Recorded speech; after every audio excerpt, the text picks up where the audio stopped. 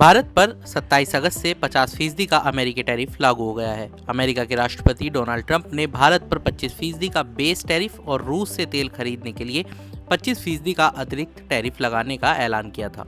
ये tariff rate बुधवार 27 अगस्त सुबह 9:31 से लागू हो गया है। इस फैसले को समझने के लिए 10 अहम पहलुओं पर गौर करना जरूरी है, जो भारत की अर्थव्यवस्था और भारत अमेरिकी व्यापारिक संबंधों को सीधे प्रभावित कर सकते हैं। सबसे पहला है, भारतीय प्रोडक्ट पर कुल अमेरिकी टैरिफ 50% तक पहुंच गया है। इसके साथ ही ये दुनिया का सबसे ज्यादा अमेरिकी टैरिफ झेलने वाले देशों में से एक बन गया है। जेपी मॉर्गन की एक रिपोर्ट बताती है कि अब भारत का प्रभावी एक्सपोर्ट टैरिफ रेट 34% तक पहुंच गया है। ये चीन के बाद दूसरा सबसे ऊंचा टैरिफ लेवल है। वहीं आसियान देशों पर लगे 16% टैरिफ रेट के मुकाबले 2 गुने से ज्यादा है। दूसरा, जेपी मॉर्गन के अनुमान के मुताबिक भारत के घरेलू वैल्यू एडिड निर्यात का लगभग 1.1% हिस्सा अमेरिकी बाजार पर निर्भर है। इनमें सबसे ज्यादा खतरा टेक्सटाइल और मशीनरी सेक्टर को है, क्योंकि इन सेक्टर में वैल्यू एड और श्रम आधारित उत्पादन दोनों ही ज्यादा है।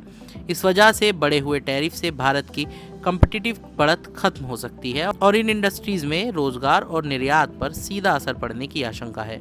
तीसरा, सबसे ज्यादा खतरा टेक्सटाइल सेक्टर पर मंडरा रहा है।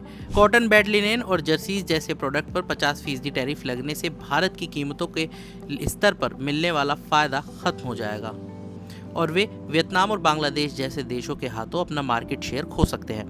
गोकुलदास, इंडोकाउंट और वेल्सपेन लिविंग समेत भारत की कई प्रमुख टेक्सटाइल कंपनियां अपने कुल रेवेन्यू का 20% से 70% तक हिस्सा अमेरिकी बाजार से हासिल करती हैं। चौथा, इसी तरह जेम्स और ज्वेलरी इंडस्ट्रीज भी गहरे दबाव में है।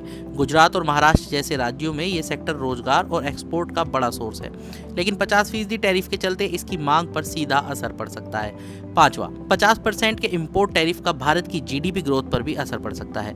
इससे भारतीय कंपनियां अमेरिका में सीधे तौर पर अपनी बाजार हिस्सेदारी खो सकती हैं और ज्यादा लेबर इस्तेमाल करने वाली इंडस्ट्रीज में नौकरियों पर गंभीर खतरा मंडरा सकता है।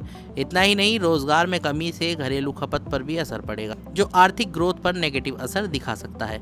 छठा, भारत ने लंबे समय से निवेशकों को ये कहकर आकर्षित करने की कोशिश की थी कि यहाँ इंपोर्ट टैरिफ आसियान देशों के मुकाबले कम है, लेकिन अब बढ़ा हुआ टैरिफ इस धारणा को धक्का पहुंचा सकता है और विदेशी निवेश और टेक ट्रांसफर की संभावनाओं को कम कर सकता है।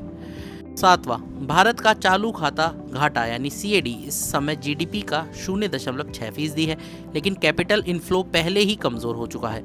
जेपी मॉर्गन का अनुमान है कि अगर ये टैरिफ शॉक लंबे समय तक जारी रहा तो CAD 1.5% तक बढ़ सकता है और भुगतान संतुलन यानी BOP की स्थिति बिगड़ सकती है।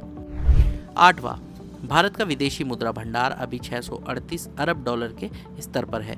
ये एक मजबूत बफर तो है, लेकिन रुपए की मजबूती फिलहाल विदेशी पोर्टफोलियो निवेश यानी FPI पर ही निर्भर है, जो कभी भी बदल सकता है। नौवां, हालांकि इस टैरिफ से सर्विसेज के एक्सपोर्ट पर कोई असर नहीं पड़ा है, लेकिन एक्सपर्ट्स चेतावनी दे रहे हैं कि अगर अमेरिका भविष्य में IT और बिजनेस सर्विस को भी टैरिफ के दायरे में लाता है तो ये भारत की ग्रोथ स्टोरी को सबसे बड़ा झटका होगा। दरअसल भारत का IT और सर्विसेज एक्सपोर्ट उसके GDP का करीब 6% है, जो मर्चेंडाइज एक्सपोर्ट के मुकाबले 3 गुना बड़ा है। 10वां और आखिरी, असल चिंता केवल टैरिफ तक सीमित नहीं बल्कि भारत की ग्लोबल वैल्यू चेन में हिस्सेदारी पर है। अगर अमेरिका के साथ कोई ठोस व्यापार समझौता नहीं हुआ तो भारत को न केवल एक्सपोर्ट में नुकसान होगा बल्कि निवेश और रोजगार पैदा करने में सृजन भी प्रभावित होंगे।